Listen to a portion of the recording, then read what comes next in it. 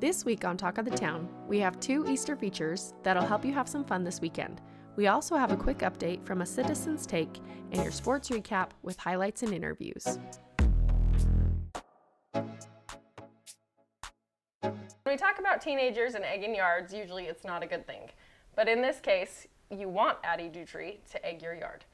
Tell us about your work in egging yards for Easter and how long you've been doing it.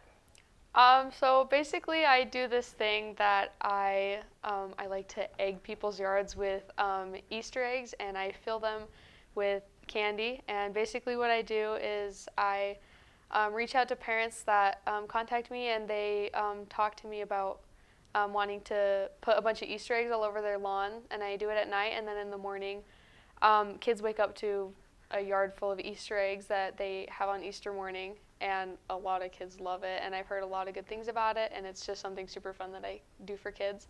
I started doing it actually in 2020. I started doing it because a lot of Easter egg hunts were shut down, and it was something that I wanted to help kids out and help to bring them more joy because there was not a lot going on for Easter. And so I talked to my family, and I was like, what can we do that can be fun for kids because all the Easter egg hunts are shut down? And my mom was like, well, what if we got a bunch of Easter eggs and we just put it in front of people's houses, and it was just like a little Easter egg hunt for the kids that they could go to, and it was safe. And I think it's really fun because it's super easy to do, and I think it's just such a little thing that it's like somebody like thought of me. Like it's so fun, and I know that a lot of kids just really love it. They're like, oh my heck, like the Easter bunny came, like, and he came to my house, and it's just so cool that he put all these Easter eggs all over my house. And they think it's so fun, and the kids really love it, and so do the parents.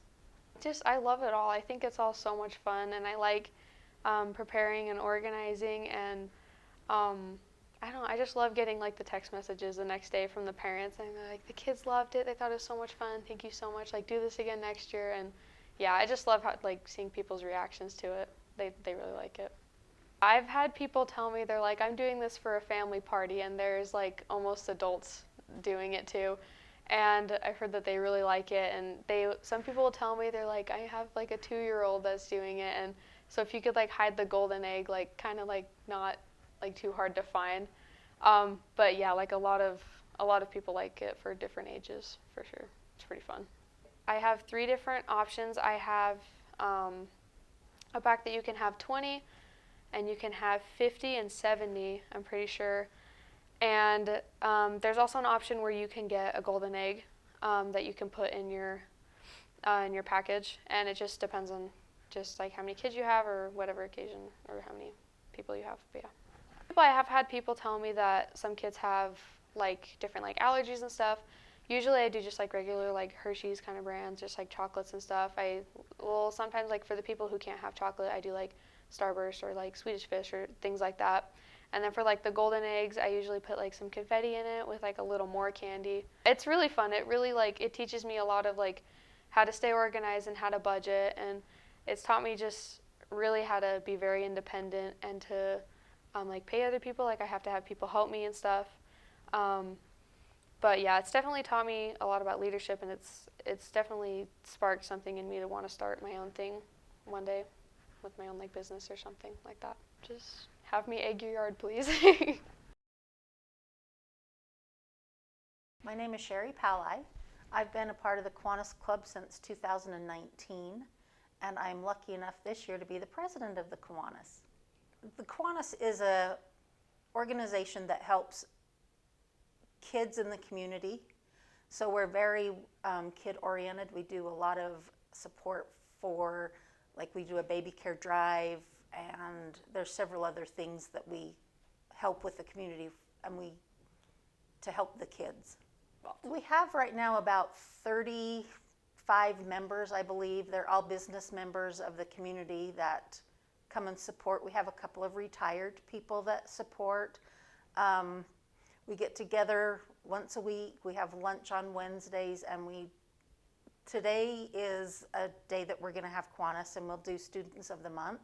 So we'll honor students from the high school, juniors and seniors that the teachers have nominated for these, and their parents come and they tell us a little bit about them and what their plans are for the future. In the past, and we try to do these every year, is we'll go and whitewash the BR with the Key Club at the Bear River High School, and we do that in May. Then we also do the baby care drive in November. We do an Easter egg hunt or a scavenger hunt that's coming up on March 30th of this year, in just a couple weeks right before Easter, and that's our biggest events that we do. We also support, we do Hope of America. We've done the Easter egg hunt for years, the Kiwanis has, and it's always been at the park. Then when COVID hit, we had to rethink the way that we did it because we couldn't have all those kids around. And so we started a scavenger hunt in 2020 so that we could still do the Easter egg hunt, but we didn't have all the COVID restrictions. And so we have 10 different locations that we have clues for. And at each location, you can go with your family, and the kids can get a full-size candy bar or a thing of cereal from Post or different items. And they should be able within that hour to hit all 10 locations. And if you have a trouble finding a location, we're always able to help and tell you where to go. We've gotten a lot of great feedback, and that's why we haven't gone back to the old way. It's been a really good way for families to do it together. And also it provides the community with areas that they get more familiar with. So this year we might have some at the food pantry or, just different locations so the community is more aware that they are there and able to help the community. Carly Morrison is over our Easter egg hunt, and she's really great at picking the locations and coming up with the clues. With this Easter egg hunt, we go around and we collect donations from all the businesses in town. That goes towards buying the candy. Anything that's left over that's extra from that goes into our service account, and that is where we help the community with the food pantry. If they have baby needs, that they run out of diapers or something, they can go purchase them, and then we pay out of that account for those items. So it's a fundraiser for us, and it's also something fun for the kids, but we still give it back to the community. I just hope that people will come out and support us on this Easter egg scavenger hunt. It seems to be very fun. My grandkids love to do it, and they love to help me hand out the candy. I'm so happy to invite Talk of the Town into my home this morning. First of all, whenever you attend City Council meeting, at least once a month, they have opening ceremonies. And after opening the ceremonies, they have teamed up with the school district to award students for citizenship. These citizenship awards are given to 14 different students. These students come from schools McKinley, North Park, and Alice C. Harris, which are all schools within Tremonton boundaries. These students come with their parents, their grandparents, siblings. It fills the city chambers. It's a wonderful, wonderful feeling. It begins our meeting. It starts us off thinking about the good. In our world where hatred and disrespect and disregard for other people seems to be more prevalent in our day and in our city, this is a great effort that the City Council has decided to do. And in fact, this is our second year working with the school district and these schools and these principals in awarding these students for their abilities to be respectful, responsible, and safe. Those are the primary behaviors that we're trying to create within our citizens, is being respectful, responsible, and safe in our behaviors.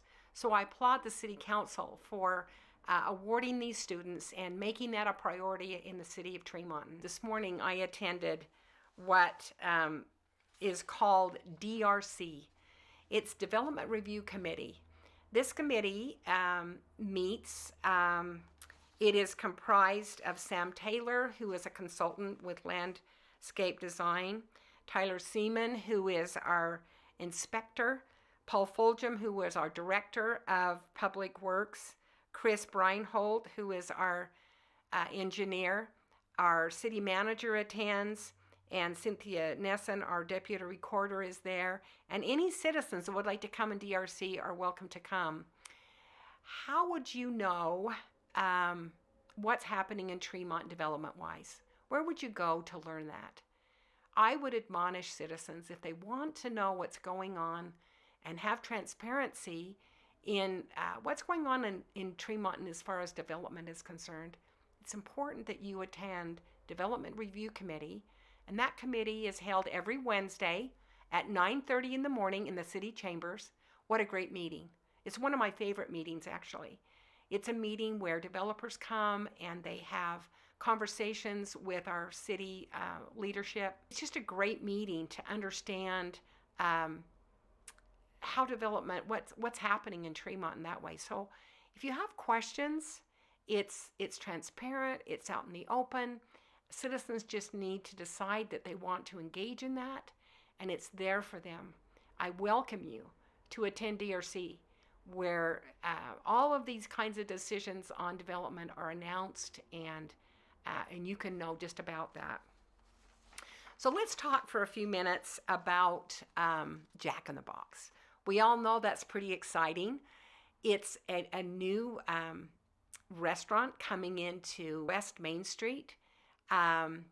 Obviously, most of you have probably driven down Main Street most recently and noticed that our Denny's restaurant has been demolished, and that particular location is where the Jack in the Box will be built. That building, that process of building Jack in the Box will start immediately. You'll start to notice some movement in that direction. However, the site plan had been approved and there was some changes made, and so Jack in the Box, of course, moved the building back just a little bit and the sidewalk to take into account that 70-foot easement that was required. The detention pond that is required by Tremont City is also something that they went over this morning, a little bit about that. Parking stalls, there will be parking stalls. Delivery trucks are able to come in and deliver to Jack in the Box with ease. This is going to be a sit-down restaurant, and also there will be two lanes that will be used that you can pick up your food if you choose to stay in your vehicle, and so there'll be drive-through. There'll be two lanes of which to do that. Landscape design was also something that was discussed this morning briefly. Jack in the Box has done a great job with proposing their landscape, and so they were applauded for the beautiful landscape that they're planning to have there in the location. There is the UDOT has been working closely with Jack in the Box as well in making sure that there is a deceleration lane provided. It is proposed that will probably be the early part of 2025. So if you're anxious, you're excited about Jack in the Box to come to Tremont, and it will be coming, but it'll be 2025 before you'll see that really happening. But you will start to see the building, the shaping of that new restaurant taking form right away. With the demolishing of Denny's, you'll notice that will take place right away. What's new in Tremont? What's new in Tremont that I think is pretty exciting? I believe that maybe most citizens maybe don't know this, but being a very frugal city, our Tremont offices have had the same carpet, I think, for over 30 years. And so if you were to go into Tremont City offices at this time, you will notice that they have brand new carpet. They put a new paint job on the city offices, and this is something that they've been saving for quite some time. So when I talk about what's new in Tremont, the city offices are getting a facelift, and it just looks so nice. So if you want to see what's new in Tremont, it would be the Tremont City offices right now, getting a little bit of a facelift, a little bit of a remodel. And so take a minute, drop in, and see what's new in Tremont City.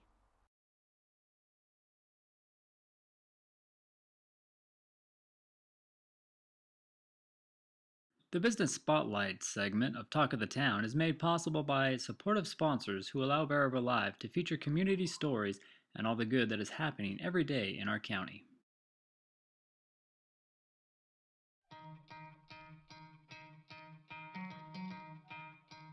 Collected, there's a shot. Good defensive gain here for Bear River, though. Great save. Good save. You saw that ball was starting to back down here to the near side. Out the header, Kyver can catch up to it. They're going to call a foul, so the shot pops it up and in. How about that? Look at that. Great save. Oh my word. Clayton shot blocked away. The shot Higley! There we go. Tonight, our commentators had mentioned how tonight really was a battle of possession. How do you feel your home opener went? It was a tough one. You know, I think that at the start of the game, they kind of came at it really hard, and it kind of shocked us a little bit. You know, coming off of a game on Friday where the team kind of let us play, and then coming in with this team bringing that physicality, it kind of shocked us a little bit. But I think as they settled into the game, that I think we felt good, and you know, we started moving the ball around, and you know, it's a home opener. You know, we're still in preseason, so we still got a lot of season to go. So, but I'm feeling good. And so the score doesn't really reflect how close of a game that was. You guys had some opportunities on goal, some things that maybe should have been called your way and just weren't. Tell us a little bit about the offense, what you're happy to see with your goal by Dixon and by Higley, and then the other stuff that maybe could have happened. So I'm really happy. Like at this point right now, our second game, we've already put in 5 goals, and that's like 2 away from what we did the whole season last year. So we've definitely had more opportunities of shooting the ball, which to my kids, I'm happy for them. You know, they're now wanting that goal, you know, and they're going after it. And so I can't be more happier than, you know, to see that they have that hunger to score. And then really great defense too at times, especially from your goalkeeper. He even had like a split save over there on the end. Tell us a little bit about your goalkeeper and the defense tonight. So I think my defense played really well. It's kind of hard when you have a kid that goes in there that's taller than no get out, close to 6'6", and defend him.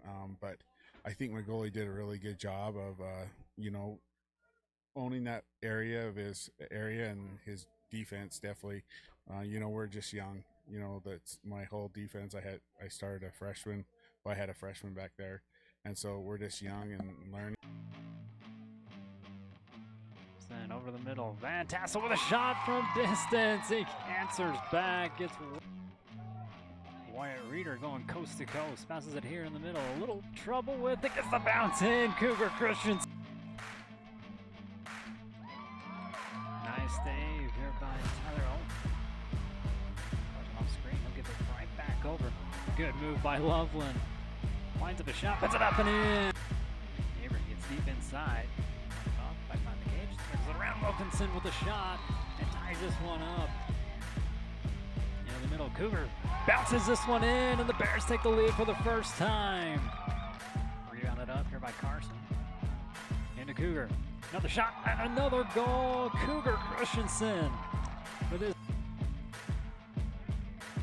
drive inside a block by Tyler Owen. Cam Broadbent lines up a shot, but a block by Tyler Owen. Remaining in the fourth. Pass inside. There's a shot and a goal for Bear River. So it was really a back and forth battle through most of that game. Tell me about some of the things you were happy to see your boys do tonight. We played 3 awesome quarters. Those first 3 quarters are the best. That's the best lacrosse we've played all year. So I was really, really proud of the boys for coming out, putting together 3 really, really strong quarters. We just got to figure out how to wrap that 4th one up. What do you feel led to that letdown tonight? I know there was a lot of aggression and some words exchanged. It was kind of a rough game tonight. What do you feel led to the letdown ultimately? We're working on like responding to adversity when things get sideways, when things go wrong, learning how to gather yourself, make a decision, and then follow through with that decision. That's been a struggle that we've had the past 3 games, and then when things get chippy like this and you get emotion thrown into that equation, they're 16, 17, and 18-year-old kids, some of them even younger. I'd love to say I made great decisions when I was that young, but it wasn't always the case. So just learning to be mature, learning to have good sportsmanship, and we did a great job of doing that, but just being disciplined. That's something that we really try to instill and we try to teach the student athletes on our team, is just how to be disciplined. And so you had mentioned that you lined up a really tough preseason. How's that going so far, and are you getting the results you want from it? Yes and no. Yeah, we've played some good games against tough teams, and then played some teams that we should have come out on top and didn't. That was a very good team. And we played, again, like just 3 really, really good quarters. We just need to figure out how to put 4 of them together, and I think we'll be in a pretty good shape. So, yes, it's working. We're getting good competition. We're getting better as a program. Both offense and defense are learning what they're doing, maybe not as well as they could be, and making adjustments and learning to fix those things. So we're improving. The last game we covered, there was no goals tonight, and the other night when you guys went into 3 overtimes against Viewmont, 8-7 loss there, and then obviously the loss tonight. How's it feel for your boys to be able to start getting the back of the net? It's awesome. I love seeing it. I love the boys celebrating on the sideline. I love the feeling that we get. We just need to get more of it. So they're doing a good job. We're learning how to move the ball. We're learning how to be smart with our decisions, having good shot selection, and doing the things that we need to as an offense. And we just need to get them the ball more as a defense, and we'll be in a good way. And then I know we had kind of talked about having somebody step up to be a leader. You're hoping a lot of your guys will do that. Tonight, Cougar Christensen got a hat trick, 3 goals, and some assists too. Tell us a little bit about him. He's been awesome. I missed him like crazy last year when he decided not to play, so I'm glad that he's back, and he has absolutely been a leader since he showed up this season. So he works hard every single day. He's always staying after practice, getting in extra touches, whether it's passing with his brother or shooting on the goal. So he's doing a really good job showing people what leadership looks like, and not really just talking about leadership. That's something that we've also tried to really cover, is showing people what you're made of rather than telling people what you're made of. Dalton ready's another one in there. There's your changeup in the Frank Rescue strikeout. Yeah, did a good job setting that up. I'm sure. Pops this one out left center. Talon Marble sends one in there and a swing and a miss. Another Frank Rescue strikeout to get out number 3 in sends it out to right center and can't make a play on that. That ball's hit well. Left center again we go. Off the fence. And a hit by Pitt. Pops this one up high, playable. Rigby underneath it. Gets out number 1. Swan hit out to right field. Gonna out number 2. 2 fly outs to. Swing and a miss on a Frank Skidoo. Strikeout to retire the side. Tries to catch up here with this one, but send into the gap. And through over to the left field. Oh yeah, it'll get Danzig. Puts this one back to the shortstop. Another hard throw back over to first. Runner's going. The throw in second. Not in time. It's going to get past. That's going to score Potter. Lincoln Jackson with a pitch. This one's sent. Going to score 2 more runs. 1-2. On. Gonna drop. Someone's with the payoff. Sent out at 2 right. Runner on second. Swing and a miss, and that's gonna be another Frank Rescue strikeout for out number 2. Yeah. Runner on first. Roller over here to Goodliff. That hit over his head right there, I think. 1-2. Little Be a tough chopper. play. Score run and won't even try to throw over to first. Pump says 1 out center field. Marble again.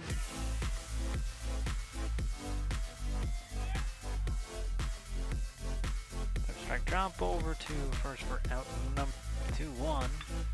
Swung on. Back over to Goodliff. Gathers over for Rigby. Swing and a miss. Frank Miscue strikeout. Off speed. Cut back over to Goodliff. Again, coach. So that one Smooth. isn't. That's not gonna get through, and Marble will be on first. That ball's out. Ball game. And it is out of here. Right, Coach, so a good win today. You guys beat Grand Canyon 8-3 yesterday, 11-1 today. Tell me what were the good things you saw from your team? Well, we always talk about, we got game one. That's the thing that we look at in a series, and then we wanted to go get the swing game today. Big thing that I saw was energy. Like, we had a lot of energy in the dugout. The kids played with a lot of energy on the field, and it kind of carries right over to our pitching and our hitting. So, Garrick Marble not in the lineup today. Tell us about his injury and how that affected play. He's got a lower leg injury to his shin. We're kind of always talking about, hey, you're always one pitch away. Payson Danzy stepped in and did a good job for us, filling in that DH role, and Deegan moved over to first base and did a good job. So we just kind of shifted some guys, but we're always talking, you're only one pitch away, so you got to get ready when your moment happens, and we had guys step up today. And you do have a lot of young kids who are getting opportunities. Just tell us what it's like to be able to have those kids get that moment and to step up in the way they are. Like in the summer, we tried to build a lot of depth with our guys. We knew we're going to need it for the long haul of what our season and region is, and it's always nice to have that. You're trying to build for the moment, right, for our season. We're also trying to build for the future, and these young guys getting in and getting these opportunities are good, and they're learning from some really good guys that have been here for 4 years. And tell me about these two seniors we have next to us. Just some of the, like you said, good example that they do in the play. They work so hard, and they lead by example on the field. They lead by example off the field in the classroom. In the community, they do such a good job just taking our young guys underneath their wing and kind of saying, hey, this is how we play bear ball. Another home run. What's that feel like to be able to get that and to be able to finish out the game like that? Super cool experience. Like Coach said, we had great energy. There's nothing like playing at Bearfield with the energy in the dugout and the energy from the fans. It's just fun environment, easy to play in. And so if our stats are right, you had 6 RBIs and then you had some good hits and everything, obviously the home run. How do you plan to continue that? It seems like each game you kind of just do something bigger, better. How do you plan to continue that throughout the whole season? Just try to stay with our approaches. Coach has been really good about keeping us, especially in BP, up the middle, and we're really good at preparing for the game, which I think helps a lot. Our preparation before the game is spot on. So you're going to be our grill player of the game tonight for your efforts. Coach Chernus was saying how you just make it look so easy. You had a couple easy ones to you, but that last one was really tough, and you made it look easy. What's that like? It's fun. I'm a pitcher myself, so I know how important good defense is. So I just try to go out there and make the plays that I can, help them out. So you mentioned you're a pitcher. When are you going to get your time on the mound? You looking forward to that? Yeah, I'm looking forward to it for sure. I pitched a little bit yesterday after Deegan, so I've kind of been our relief guy. So we'll stick with that and do what I can there. And then, so you guys have the first 2 games. You still got a game on Friday. What do you feel we can expect there, and how do we continue this momentum heading into other region games? Yeah, it'll be a good game. We just got to come out swinging like we did today and keep the energy and just do what we can to win. Seniors. Start off with an ace. Yes. Good serve by Quade Anderson.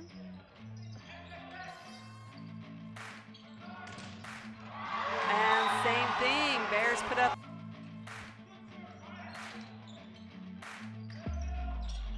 Free ball coming over and good read. Tight. Ooh. Tight to the net. Keeping it to the middle. Bears able to block that.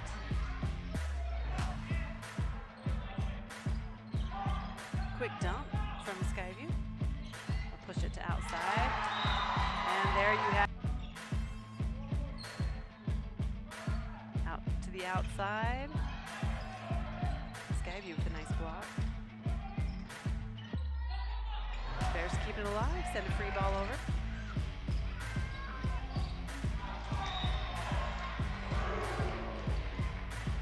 Back row hit coming. Nice block from the Bears. Short one over. Barfa stepping in. Good adjustment. Good pass by Skyview. Bears able to keep it up. And falls on the Bears side. Pull this one out. Set point for the Bobcats. Oh, man. Okay. 6-1. Barfus again with the hit. Great job on that one. Bears send it right back. Skyview gets it set up. Oh, great dig. Ooh, great pass. Outside, nice hit. Trayson sets it up.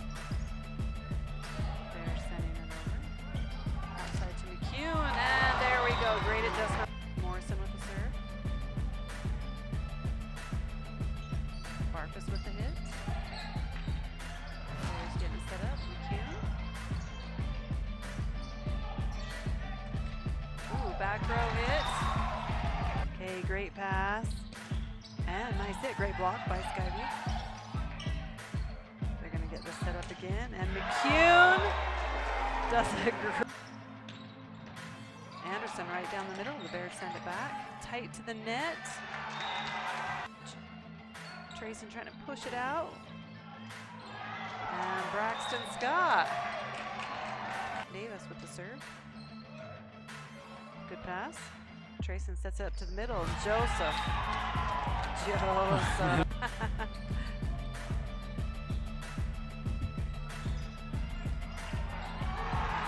Good setup by Trayson right there. Nice setup to McCune. Bears send it back. McCune looking for that back corner. Great up. Scott able to get that over. To the middle. Oh, great read on Black's hit. Oh. McCune with the serve. Bears get it up. Christensen has a little slip and slide. Oh. New sport this season. How's it going so far? Well, I've been so impressed with their improvements. They just keep getting better every day, and they're little sponges. They're like, what do I do? And they're just working on it. There's a lot of things, little things that we can tweak, but honestly, their fundamentals are coming together pretty well.